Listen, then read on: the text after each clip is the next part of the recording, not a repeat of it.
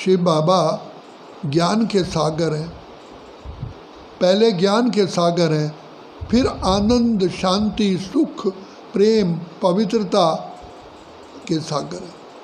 तो बाबा कहते हैं बच्चे, तुम भी जब तक ज्ञान को सुन करके धारण नहीं करोगे, ज्ञान स्वरूप नहीं बनोगे, तब तक तुम आनंद स्वरूप, प्रेम स्वरूप, सुख स्वरूप, शांत स्वरूप, सुख स्वरूप नहीं बन सकते। तो इसलिए शिव बाबा को आकर के हमें पहले पहले ज्ञान का तीसरा नेत्र देते हैं और सबसे हमें श्रेष्ठ बुद्धि देते हैं, क्योंकि कर्म करने के लिए बुद्धि जज करती है। अगर बुद्धि सही निर्णय करेगी तो उसका फल, कर्म अच्छा होगा, फल भी अच्छा मिलेगा। तो बाप ने आकर के हमें कहा कि बच्चे, तुम्हारे पाप कर्म करने से मंद बुद्धि हो गई है। तो पाप कर्म कैसे हुए और उनसे कैसे बचें?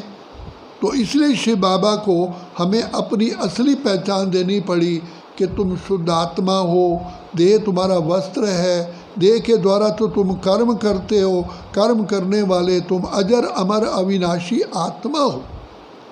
तो जब तुम आत्मा अपने को समझते थे तो दूसरे की देह में भी आत्मा को देखते थे।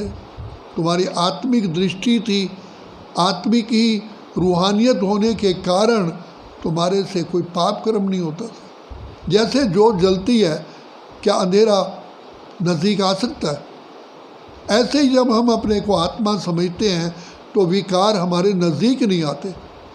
तो बाबा ने बताया कि तुमने अपने को आत्मा की बजाय देह समझा, अर्थात अंधकार में आ गए, तो इन विकारों ने, चोरों ने आकर के तुम्हें पकड़ लिया और विकारों के वशीभूत होकर कर्म करते करते तुम पापात्मा बन गए। अब मुझे कहते हो, हे प्रभु, आकर के हमें पावन बनाओ। तो पाप कर्मों को जब तक के तुम्हारे किए हुए पाप कर्म भस्म नहीं होंगे तो कैसे तुम पावन बनाओ? जैसे सोने में मिलावट मिल गई, तो सोने की मिलावट जब तक नहीं निकलेगी तो प्योर सोना कैसे बनेगा?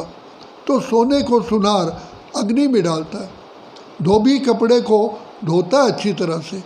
इसी प्रकार से शिव बाबा भी आकर के, क्योंकि हम चैतन्य आत्मा है, तो बाबा आकर के हमको ज्ञान देते हैं, बच्चे तुम आत्मा हो, तुम जीव आत्मा, अपना ही मित्र अपना शत्रु है।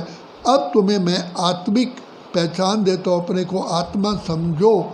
तो ये प्रैक्टिकल हमने देखा है, जब हम अपने को आत्मा समझते हैं, अपने आप ही हमारे विकार दूर हो जाते हैं, जिसके लिए हम कहते रहे विषय विकार मिटाओ, पाप हरो देवा। कहना नहीं पड़ता, लाइट जलाने से अपने आप ही उजियारा हो जाता है, अंधकार मिटाना नहीं पड़ता। इसी प्रकार बाबा कहते हैं, बच्चे तुम सबसे पहले यही मुख्य पॉइंट बुद्धि में लाओ, मैं आत्मा हूँ। फिर भगवान को कहना नहीं पड़ेगा विषय विकार मिटाओ, पाप हरो देवा। विषय विकार तो अपने आप ही मिट जाते हैं।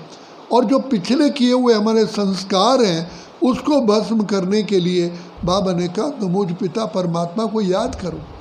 ये योग अग्नि है।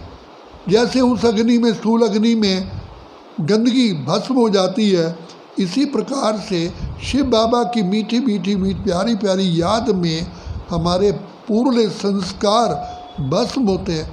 आत्मा में शक्ति आ जाती है, आत्मा में चेतना आ जाती है, आत्मा में समझ आ जाती है कि मुझे इन विकारों को नहीं छूना, कि यूँ कि इसी से तो मेरा बेड़ा गर्क हुआ है। तो बाप आकर के हमको सहज योग सिखाते हैं। इसलिए कहते हैं, सिमर सिमर सुख पाओ, कल कलेश मिटे सब तन के। बिना योग के आत्मा पावन बन ही नहीं सकती। इसलिए बाबा को बार बार बार बार कहना पड़ता है, मीठे बच्चे, लाडले बच्चे, तुम लवली बाप को याद करो तो तुम फिर प्योर सोना बन जाओगे। और भगवान के लिए कहा गया, गुरु बाबा नानक ने कहा, मूत पलीती कपड़ धोए। कैसे पतित मूत पलीती कपड़ों को, अर्थात आत्माओं को बाप आके पावन बनाते हैं। तो जैसे नवरात्रि में जोत जगाते हैं और व्रत रखते हैं, ऐसे ही बाबा कहते हैं, बच्चे तुम पवित्रता का व्रत रखो, हम पवित्र बनेंगे, योगी बनेंगे और सदा ही आत्मिक स्मृति में जब शिव बाबा को याद करोगे तो तुम जगंती ज्योत बनो, ज्योत जगी रहेगी और भविष्य में तुम जन्म जन्मन के लिए ऊंच पद प्राप्त करोगे। फिर तुम्हें मांगना नहीं पड़ेगा। बाप इसलिए आकर के पढ़ाई पढ़ाते हैं और तभी कहते हैं पढ़ोगे लिखोगे बनोगे नवाब। बच्चे अपनी बुद्धि को मत भटकाओ, पर चिंतन पतन की जड़ है, स्व चिंतन उन्नति की सीढ़ी है। बाबा बार बार हमें शिक्षा दे करके बुद्धिमान ज्ञानमान बनाते हैं। बुद्धि बलवान होने से आत्मा में बल आ जाता है और वो पाप कर्म से बच जाती है। इसलिए ज्ञान को तलवार, ज्ञान को गदा, ज्ञान को अंजन, ज्ञान को आँख भी कहा गया, ज्ञान को अमृत भी कहा गया। अमृत छोड़ विष काय को खाए। तो बाप इस समय पर कितनी हम पर मेहर करते हैं, दया करते हैं, जो परम धाम सिंहासन छोड़ करके हम बच्चों को मिलने आते हैं। दूसरी बात बाबा ने बताते हैं, बच्चे तुम आत्माएं मेरे बच्चे हो। जैसे एक बच्चा बाप से बिछुड़ जाए तो बाप को कितनी फिक्र होती, मेरा बच्चा गुम हो गया।